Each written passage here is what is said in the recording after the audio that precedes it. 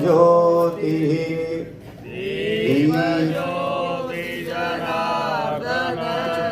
दीपो हरतु मे पापम् दीपज्योति नमोऽस्तुते शुभं करोतु कल्याणम् आरोग्यं सुखसम्पदः क्लेशबुद्धिविनाशाय आत्मज्योति नमोऽस्तुते आत्मज्योति प्रदीप्ताय ब्रह्मज्योति नमोऽस्तुते ब्रह्मज्योति प्रदीप्ताय गुरुज्योति नमोऽस्तुते। भारत माता की सभी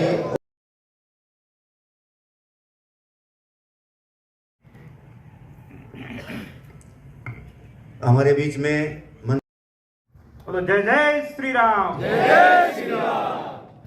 हम प्रतिवर्ष की भांति इस वर्ष भी होली के तुरंत बाद रामनवमी महोत्सव इसको मनाने के लिए एक औपचारिक इस रामनवमी महोत्सव की तैयारी के निमित्त हम सब लोग यहाँ बैठे हैं। शायद ये इस बगीचे की तीसरी बैठक है, पहली बैठक शायद एक और कहीं हुई थी। और यहाँ बैठ करके इस तालाब की पाल पर बैठ करके हनुमान जी के चरणों में बैठकर जो चिंतन किया जाता है वो सफल और उत्कृष्ट शिखर तक जाता है। इस बार बाहर बैठने का विचार किया, थोड़ा वहां मैदान ठीक नहीं है, अंदर अच्छी व्यवस्था हो सकती है। कुल मिला के ये मंदिर का वही परिसर है जहां हम बैठ करके जो योजना रचना बनाते हैं और संपूर्ण योजना रचना अच्छी उत्कृष्ट फलीभूत होती है। अपने नागौर के अंदर ये चौथा रामनवमी का महोत्सव होगा। हम मना रहे हैं हर वर्ष लगातार विष्णु परिषद की ओर से रामनवमी का कार्यक्रम निरंतर करते आ रहे हैं, लेकिन इस समाज में एक विराट रूप के अंदर जो कार्यक्रम का स्वरूप हमने 3 वर्ष पहले मिलकर के हाथ में लिया, ये चौथा आयोजन इस समय हम इस बार करने जा रहे हैं। हम सभी अपने इस विचार से जुड़े हुए लोग हैं, हिंदू समाज के जागृत लोग हैं। समाज में हम बैठ करके जो चर्चा करते हैं उस चर्चा को समाज गंभीरता से विचार करता है और उस दिशा की तरफ समाज आपके कहे के अनुसार चलता भी है। हम ऐसे ओपिनियन मेकर भी हैं। हम जिस मोहल्ले में रहते हैं, जिस बस्ती में रहते हैं, उस मोहल्ले बस्ती हम जिस बात को बोलते हैं उस बात को मोहल्ले और बस्ती के लोग मानते भी हैं और उसका अनुसरण भी करते हैं। जब ऐसे लोग एक साथ बैठ करके किसी विषय पर चर्चा करते हैं, किसी विषय की योजना बनाते हैं, तो स्वाभाविक है उस योजना को ना कोई सफल होने से रोक नहीं सकता। मन में पवित्र भाव को लेकर के समाज जागरण के उद्देश्य से निकले हुए हम सब लोग हैं। हम सब जानते हैं कि इस हिंदुत्व के उद्घोष को, इस हिंदुत्व के वातावरण को निर्मित करने के लिए अपने लगभग 10 दशकों से 100 वर्षों की हमारी अनवरत यात्रा चल रही है और हजारों लाखों वर्षों से हमारे ऋषि मनुष्यों ने, महापुरुषों ने भी अपने अनथक प्रयत्नों से, अपने बलिदानों से इस समाज के अंदर निरंतर जागरण करने का काम किया। इसलिए हमारी हिंदू संस्कृति, सनातन संस्कृति आदि अनादि काल से इस भारत देश के अंदर चली आ रही है और संपूर्ण विश्व का मार्गदर्शन कर रही है। लेकिन एक विधिवत रूप से 712 में जब राजा ताहिर का मुगलों से युद्ध हुआ, उनका सेनापति जाकर के मुगलों के साथ मिल गया, उसके बाद से लेकर के 1947 तक का जो कालखंड था, वो कालखंड अपने भारत के लिए एक उठापटा का, उत्थान पतन का कालखंड रहा। उस कालखंड में हमारी कितनी पीढ़ियों ने अपने समाज की संस्कृति को बचाने के लिए संघर्ष किया होगा, हम इतिहास पढ़ेंगे तब ध्यान में आ जाएगा।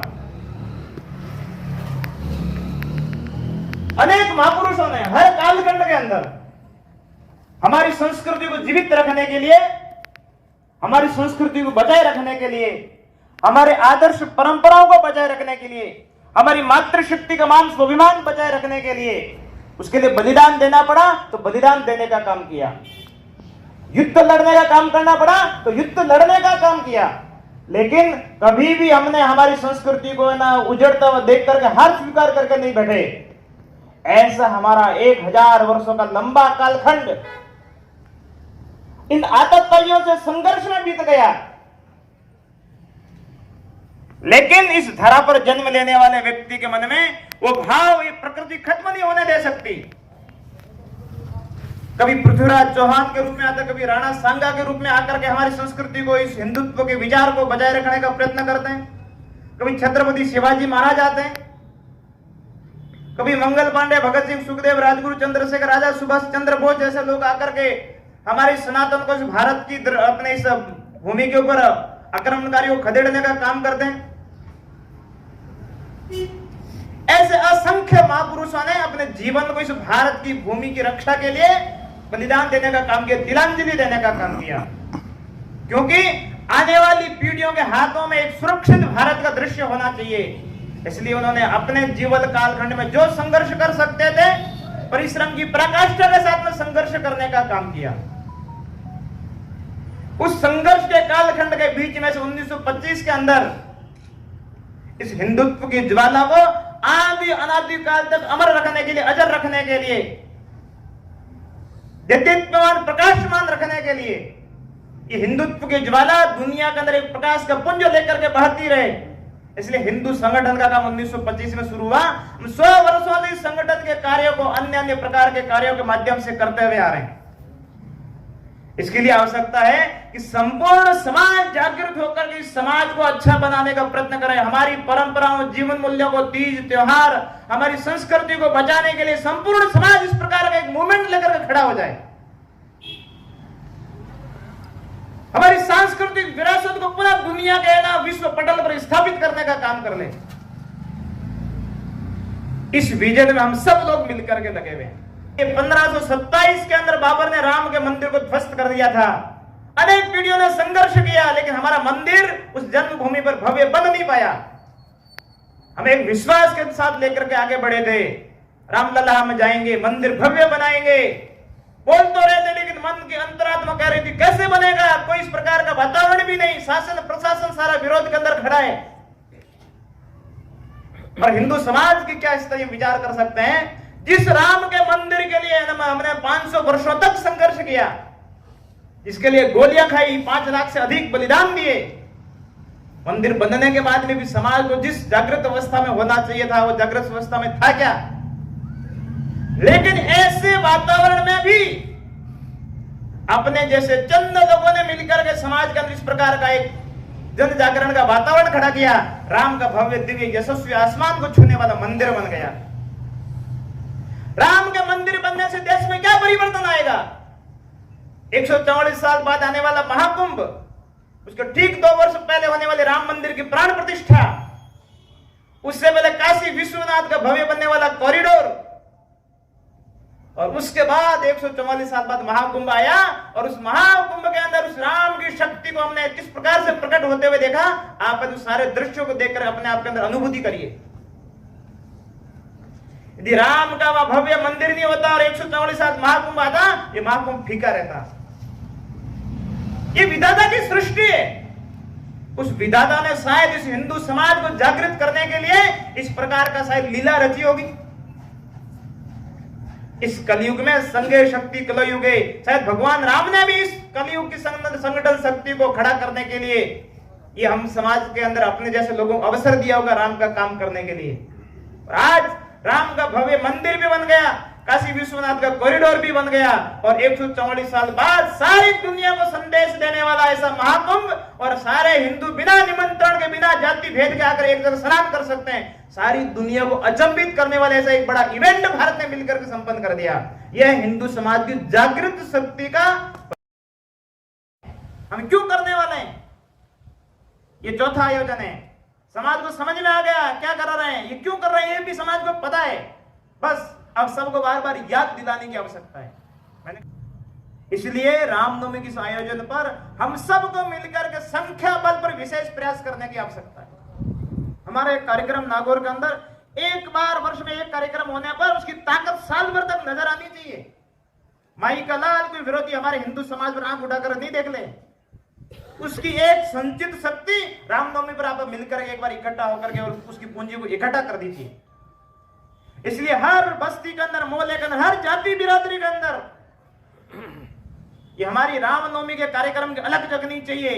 हर जाति बिरादरी का युवा, प्रत्येक हिंदू समाज का युवा उस कार्यक्रम के अंदर अपना कार्यक्रम समझ करके बढ़ चढ़ करके हिस्सा लेना चाहिए।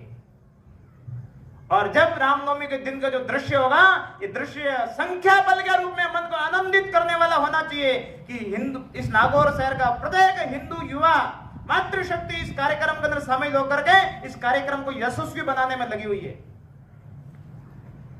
ऐसा दृश्य उत्पन्न करने के लिए हमको बस्तियों की बैठकें, हर व्यक्ति तक संपर्क, हर व्यक्ति का मन बनाना और अधिकतम लोग वहां आना अपने भारतीय पारंपरिक वेशभूषा के साथ, अपनी जाति बिरादरी के जो शोभा यात्रा अपने लेकर के आते हैं सजा करके, उसके साथ अलग अलग महापुरुषों के वेश को धारण किए हुए बच्चों को तैयार करते हुए हिंदू समाज का विराट उत्सव हमारा रामनवमी नजर आना चाहिए। इसलिए जो कर सकते हो आप करने का प्रयास करिए, छूटे आपको। पिछली बार थोड़ा सा दृश्य देखने को मिला, कुछ लोग पानी पिला रहे थे वहां। अच्छी बात है, पानी पिलाना ही चाहिए। पुष्प बरसा रहे थे। अरे भाई, चलने वाले लोग तो चाहिए, गिनती माथों की होती है। हम कितने लोग इस दिशा की तरफ चले, ये पुष्पों की जरूरत नहीं है। इस बार पूरे मार्केट में वातावरण बनाइए कि है ना, हम सब लोग खत्रीपुरा से लेकर के इस भक्ता सागर तक, जलेश्वर महादेव मंदिर तक, सब लोग ताकत के साथ भारतीय पारंपरिक वेश पहन करके है ना, हम उस शोभा यात्रा के साथ चलेंगे। धर्म यात्रा है राम जी के जन्मदिन पर। हम राम के नाम पर एक साथ एक छाते के नीचे एक जाजम पर आने का काम है रामनवमी की शोभा यात्रा। हम सब लोग आनंद मस्ती के साथ गाते हुए, डीजे पर नाचते हुए, धुनों पर, और हम उस धर्म यात्रा में, शोभा यात्रा में शामिल होंगे। ठीक है, पानी की आवश्यकता है, 2-4 लोग खड़े हुए पिला दिया, लेकिन बड़ी जनसमूह उस शोभा यात्रा को चारों तरफ खड़े होकर देख रहा है। हम क्या संदेश देना चाहते हैं? इसलिए हमारी जिम्मेदारी है ऐसे समाज के लोगों का मन बनाना। हम सब लोग उस धर्म यात्रा में पैदल चलेंगे। आवश्यकता उस धर्म यात्रा के बड़े विराट जन समूह की है। वो जब चलता है तो उसकी रंगा में वो तरंग दौड़ती है कि वास्तव में हम राम के अनुयायी हैं। राम के जन्मदिन पर हम सब लोग एक दिशा की तरफ चल रहे हैं। इसलिए इस बार मार्केट के अंदर साज सज्जा करिए, लेकिन वहां खड़े होकर स्वागत मत करिए, शोभा यात्रा के अंदर चलिए। प्रत्येक जाति बिरादरी अपने आना, सब समाज के लोग मिलकर के और साथ में वो अपने आप झांकी को अच्छा तैयार करके लेके आए। अन्य जितने भी मंदिर हैं, जितने भी सामाजिक संस्थाएं चलती है, नवयुग मंडल जैसे संस्थाएं होगी, वो सब अपने अपने हिसाब से झांकी तैयार करके लाए। अपनी संस्कृति के विराट स्वरूप को प्रदर्शित करने का भी अवसर है। कितने 33 कोटि देवी देवता हैं, कितने सारे हमें अनेक अलग रूप बना के ला सकते हैं, कितनी सारी साज सज्जा करके ला सकते हैं, क्या क्या नया नया रूप दे सकते हैं। हमारे इस कार्यक्रम में एक नवाचार भी नजर आना चाहिए और आकर्षण भी नजर आना चाहिए। तो ऐसा करते हुए हमारा रामनवमी का एक कार्यक्रम नागौर का हर वर्ष पिछले रिकॉर्ड को तोड़ते हुए नया कीर्तिमान स्थापित करने वाला कार्यक्रम होना चाहिए। इस बार हमको 5 दिन पहले एक विशेष मिलकर के अभियान लेकर के काम करना है। हम ढोल वाले के साथ लेंगे, माइक वाले के साथ लेंगे। 1 से 5 अप्रैल तक हर घर तक जाकर के न्योता देकर के आएंगे। भाई साहब, 6 तारीख रविवार रामनवमी की विराट शोभा यात्रा है, आपको खत्रीपुरा आना है और वहां से हम सब लोग मिलकर के भक्ता सागर तक चलेंगे। ऐसा लगना चाहिए उस दिन कि नागौर का हिंदू समाज केवल उस दिन शोभा यात्रा के अंदर वहीं मिलेगा और कहीं नहीं मिलेगा। ऐसा एक दृश्य हम सब मिलकर के पैदा कर सकते हैं क्या? इसलिए हर मोहल्ले के अंदर छोटी छोटी बैठकें करिए। आसपास के अंदर जो हमारे गांव है वहां भी छोटी छोटी योजना से बैठकें करने वाले हैं। ऐसे ऐसे नवयुवकों को तैयार करिए कि आप और क्या आकर्षक झांकियों को तैयार कर सकते हैं। हर मंदिर में जो मंदिर के पुजारी हैं, संत गण हैं, वो जाए बस्तियों के अंदर। उस प्रोटोकॉल से बाहर आइए कि हमारे कोई आएंगे बस्ती में, परिचय कराएंगे, महाराज जी आए, हम जाए हिंदू समाज के लिए बस्तियों में, आइए हिंदू समाज के इस कार्यक्रम में शामिल होइए। ऐसी अलग सब मिलकर के जगह संतों के सानिध्य में, संत लोग भी इस काम के लिए निकले। हम किसी के साथ की आवश्यकता नहीं, हम इस बस्ती में जाएंगे, चलो भैया रामनवमी का कार्यक्रम है, हम सब लोग मिलकर कार्यक्रम के अंदर शामिल होने के लिए आए। ऐसे पूज्य संतगण भी जाकर के बस्ती मूलम प्रवचन करें, आह्वान करें। भगवत के प्रति बड़ा हिंदू समाज का सम्मान है। हम भी जाकर लोग इंतजार नहीं करेंगे हमारे समिति के पदाधिकारी आएंगे, विश्व हिंदू परिषद कार्यकर्ता आएंगे, संघ के कार्यकर्ता आएंगे। आप अपनी जाति बिरादरी की बैठक करिए, सबको मोटिवेशन करिए। इस प्रकार का कार्यक्रम है, हम सबको मिलकर अपनी अच्छी ढंग तैयार करके चलना है, अपने जाति बिरादरी को सब लोगों को चलना है। ऐसा करते हुए हमारा रामनवमी का ये कार्यक्रम दिव्य भव्य यशस्वी कार्यक्रम जाना चाहिए। और ये जो जितना भी भक्ता सागर का परिसर दिख रहा है, ये केवल नर मुंडों से ना आच्छादित होना चाहिए। और जो लोग हमको ना गलत दृष्टि से देखने का प्रयत्न करते हैं, संचू प्रहार करने का प्रयत्न करते हैं, उनको भी एक बड़ी सीख संदेश जाना चाहिए। और नागौर में इसके बाद इस काम की बड़ी आवश्यकता है। इसलिए हम सब लोग मिलकर के इस रामनवमी के कार्यक्रम इस प्रकार से हम 2-3 वर्षों से करते आए, हमारे पास अच्छा अनुभव हो गया है, हम अच्छा इवेंट कर सकते हैं, ये हमारी पारंगतता हो गई है। लेकिन और अच्छा कैसे कर सकते हैं, हम इस सिद्धि की ओर जाना है। हमारे पास में ठीक 20 दिन का समय है, मार्च क्लोजिंग है, सब चलते रहेंगे। ये संसार चक्र है, कभी दुनिया में कोई व्यक्ति फ्री नहीं होता।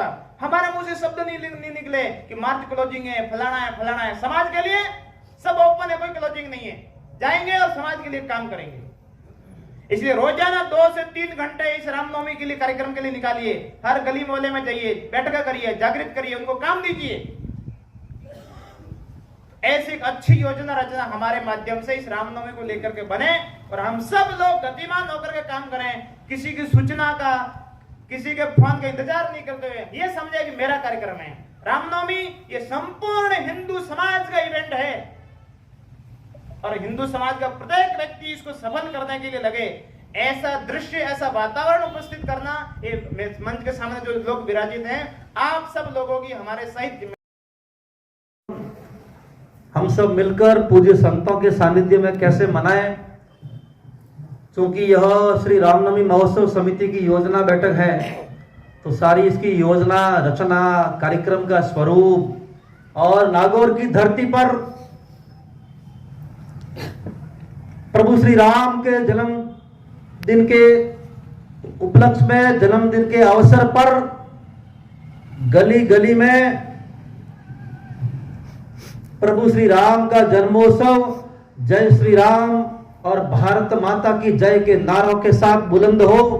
और नागौर की धरती में जहां जहां भी हमारी दृष्टि पड़े, समाज की और विद्रोहियों दुष्टों की दृष्टि पड़े, मेरे भाइयों और माताओं, वहां वहां भगवा लहराना चाहिए इस नागौर की पवित्र धरती पर। मैं आपसे आग्रह करता हूं, अंग्रेजों से लड़ते हुए 200-250 वर्षों में 5 करोड़ हमारे पूर्वजों ने, हमारे पुरखों ने इस मातृभूमि के लिए, इस मां भारती के लिए, इस भारत भूमि के लिए अपना रक्त बहाया है। तब जाकर हम यहाँ पर और इस पवित्र धरती में, पवित्र मंदिर के प्रांगण में प्रभु श्री राम के जन्मदिन की बात कर पा रहे हैं। 50 करोड़ लोगों का और इस देश के लिए हुतात्मा होना कोई सामान्य बात नहीं है।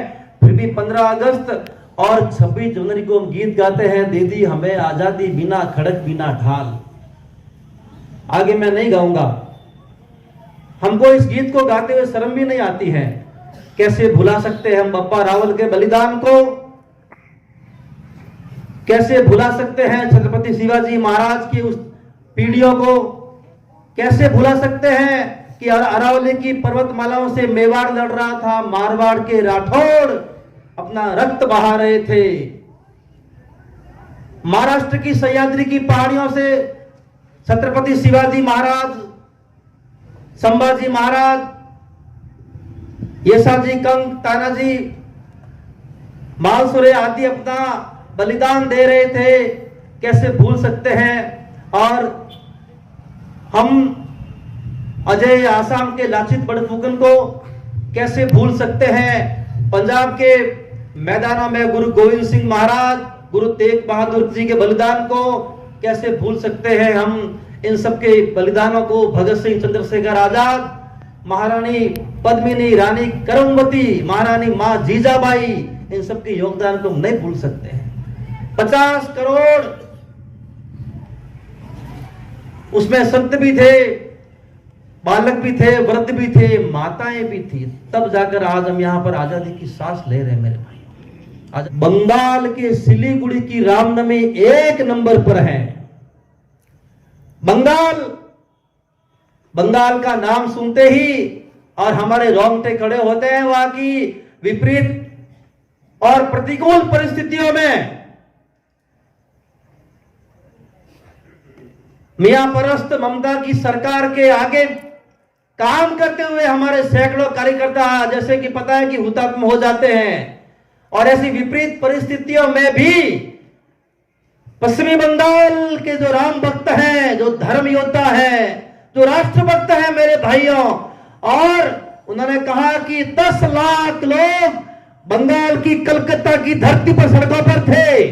10 लाख लोग। जोधपुर में तो 5 लाख ही होते हैं, 5 लाख। तो उन्होंने कहा कि जोधपुर की रामनवमी तो दूसरे नंबर पर आ गई है। अभी प्रथम वहां सिलीगुड़ी और बंगाल की रामनवमी की शोभा यात्रा हो गई है। अच्छी बात है देश में, और जागरण का माहौल, जागरण का वायुमंडल खड़ा हो गया है राम जी को लेकर। मैं इसलिए बता रहा हूं कि नागौर भी किसी से कम नहीं है। विषय यहां कोई बड़ा भाषण का नहीं है, ये योजना बैठक है। आप सब दायित्ववान कार्यकर्ता हैं संघ और अन्य संगठनों के। ऐसा भारत जिसका ये भगवा ध्वज पूरे देश और दुनिया में लहरा करता था, ऐसा भारत, ऐसे भारत की कल्पना हमारे पूर्वजों की है मेरे भाइयों। इसलिए रामनवमी है। केवल भगवान का, राम का जन्मदिन मनाना ही हमारा ध्येय नहीं है। हम राम राज्य की कल्पना करने के लिए कार्यक्रम कर रहे हैं। राम राज्य का मतलब क्या? राम राज्य का मतलब हमारी एक भी बहन सीता सलमा नहीं बन सकती है। कैसे सहन कर सकता है हिंदू समाज? राम राज्य का मतलब इस पवित्र धरती पर गौ माता की रक्त का एक बूंद भी कैसे गिर सकती है? राम राज्य का मतलब क्या है? हमारा भाई रामलाल रहीम कैसे बन सकता है? राम राज्य का मतलब वह दिल्ली की हमारी बहन साक्षी उस हरामी साहिल का शिकार कैसे हो सकती है? राम राज्य का मतलब और दिल्ली की सरदा वालकर उस दरिंदे आफ्ताब पूनावाला का शिकार होकर उसके 35 टुकड़े कैसे हो सकते हैं मेरे भाइयों? राम राज्य का मतलब जैसे भी आपने डूंगरपुर और बांसवाड़ा में और देखा है, वहां पादरी पुजारी बन रहे हैं, वहां चर्च मंदिर का रूप धारण कर रहा है। उस चर्च में और पुताई होकर भगवा करण हो रहे हैं उस चर्च के अंदर, और वो क्रॉस को फेंक कर वहां भैरव भगवान की मूर्तियां स्थापित हो रही हैं मेरे भाइयों। राम राज्य का मतलब ये, राम राज्य का मतलब हमारे संतों के मार्गदर्शन में और हिंदू समाज एक मुखी होकर चले। राम राज्य का मतलब और हमारे गीता, गंगा, गौ, गायत्री, धर्म, राष्ट्र, इन सब के प्रति हमारी अगाध श्रद्धा होनी चाहिए मेरे भाइयों। राम राज्य का मतलब हमारे संतों पर अंगुलियां कैसे उठा दी जाए। इसलिए उस मौलवी ने कहा कि 3 करोड़ थे, 30 करोड़ हो गए। और हमारे में मेरे भाइयों माताएं यहां सब बैठी हैं, बड़ा विचारणीय विषय नारा लगाते थे कि हम 2 हमारे 3, उससे तो ठीक था। फिर हम 2 हमारे 2 हो गए। फिर कहा कि 1 या 2 बच्चे घर में लगे अच्छे, ये नारा आ गया। फिर बोलने लगे शेर का बच्चा 1 ही अच्छा। अब बोलने लगे कि ना बच्चा ना बच्ची ना नींद आए अच्छी हमको। आने वाले समय में लगाएंगे नारा ना हम तुम्हारे ना तुम हमारे। भाइयों ये स्थिति है हिंदू समाज की। बात हंसने की नहीं है, बात बड़ी गंभीर है। 2050 उनका लक्ष्य है। वो कहते हैं कि 2050 में भारत को इस्लामिक देश बनाएंगे। आप सब भाई साहब बता रहे थे पिछले 4 वर्ष से जो रामनवमी महोत्सव का भव्य और दिव्य महोत्सव मना रहे हैं, ये बहुत अच्छी बात है। और राम जी का काज जो करते हैं वो हनुमान कहलाते हैं। राम जी का काज जो करते हैं वो हनुमान कहलाते हैं। और संकटों का नाश बजरंग बली हनुमान करवाते हैं। तो आप सब यहाँ बैठे हुए प्रांगण में हनुमान हैं। आप सब हनुमान हैं और मातृशक्ति साथ में जगदम्बा स्वरूपा लगी है। मैं आपको ये विश्वास दिलाना चाहता हूं कि पिछले 4 वर्ष से जो हो रहा है कार्यक्रम रामनवमी महोत्सव का, इस बार भी मुझे ये मौका मिला है कि मैं नागौर की धरती पर रहूंगा।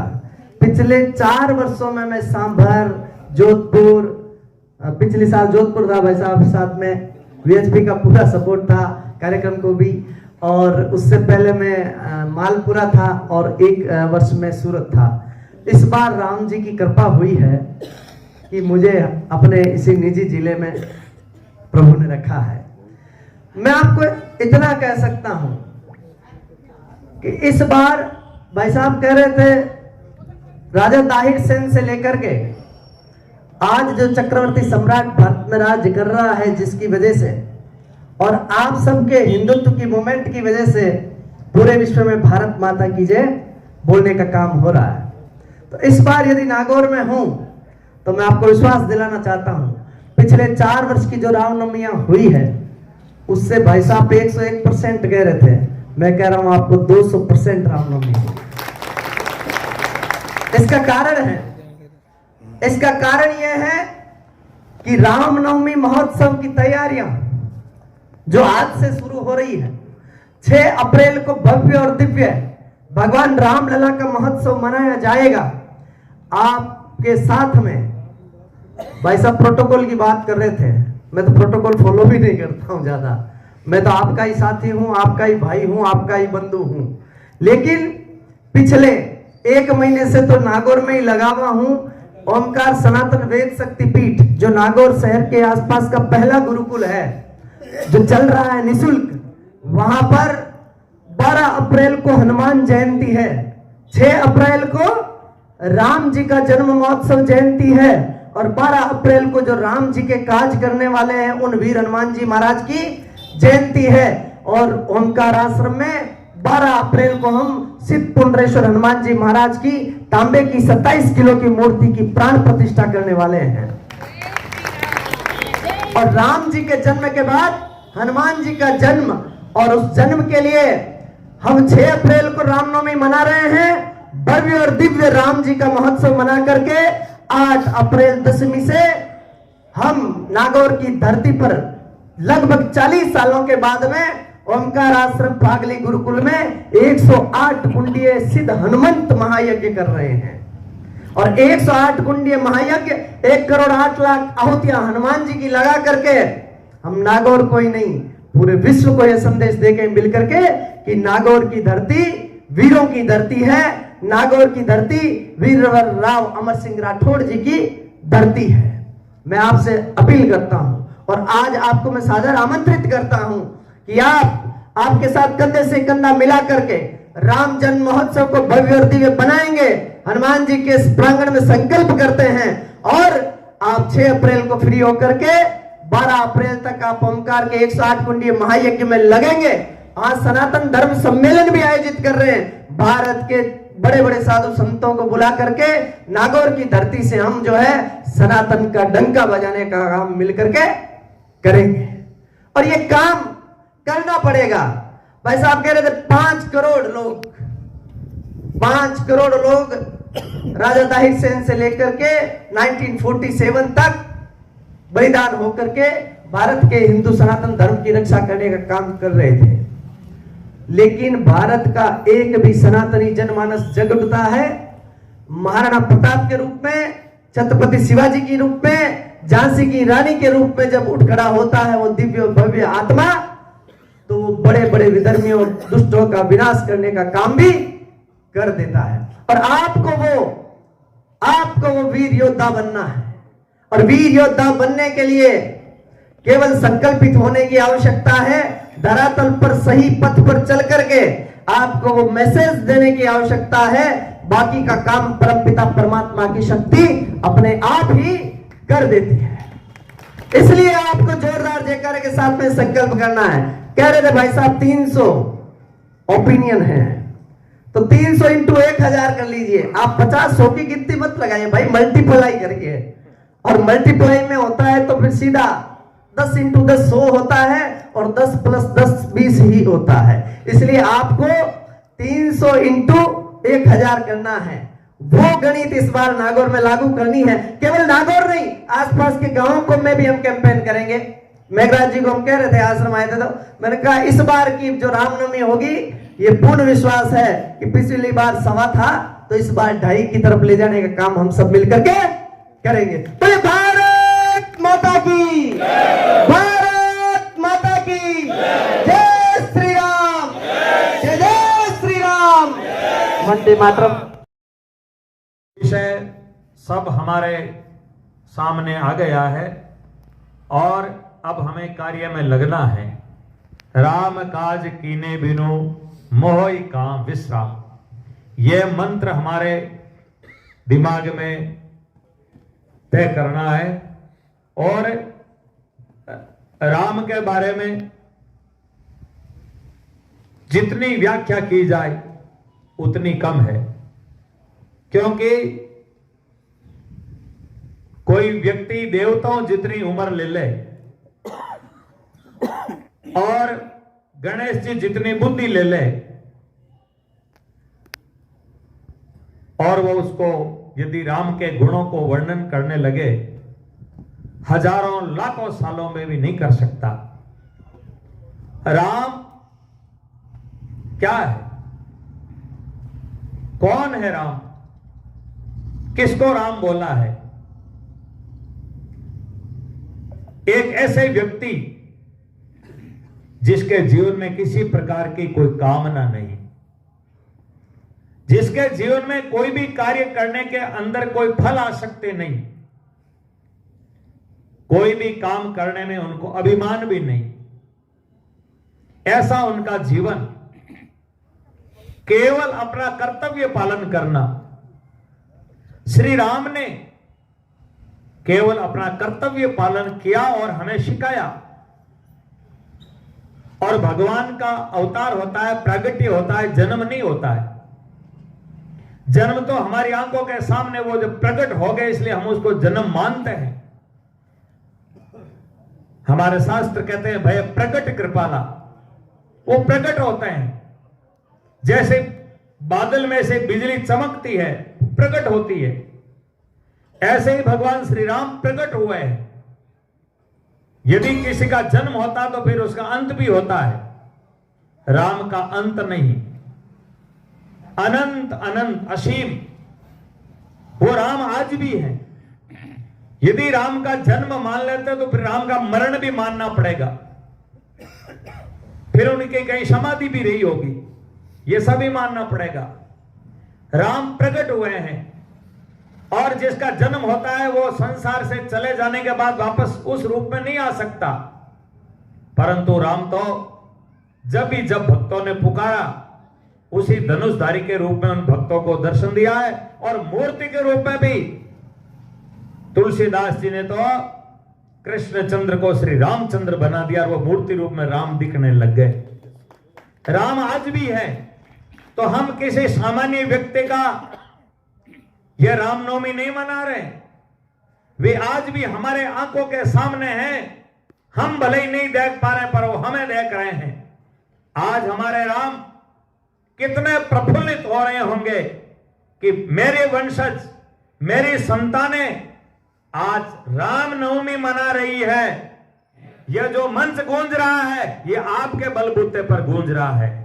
हमें आपके ऊपर पूर्ण विश्वास है कि हमारे कार्यकर्ता, विश्व हिंदू परिषद के कार्यकर्ता, संघ के कर्मठ कार्यकर्ता जिस काम को हाथ में ले लेते हैं, उसको कई परसेंटों में नाप ही नहीं सकते हैं, उसको अनंत करके और दुनिया के सामने एक नई चीज प्रकट करते हैं कि हम कितने हमारा नंबर नागौर का पहले आएगा, ऐसा महेंद्र जी भाई साहब को विश्वास दिलाते हैं। और आपके आशीर्वाद से, आपके सहयोग से, और आप ही अपने हमें गुरु बताए कि नागौर पहले कैसे आए। और ऐसा मैं पूर्ण विश्वास करके और मैं मेरी वाणी मां भगवती भारती के चरणों में अर्पण करके मेरे शब्दों को विराम देता हूं। भारत माता की, भारत माता की।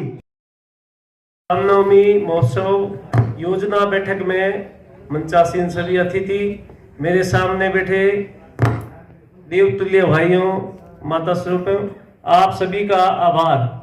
आप सभी इस योजना में और इस कार्यक्रम में सभी लोग लगेंगे जब ये कार्यक्रम होने वाला है संपन्न। और मैं सभी का आभार व्यक्त करता हूं और सारस्वत समाज का आभार व्यक्त करता हूं कि इन्होंने ये अपने को जगह उपलब्ध कराई। जय श्री राम।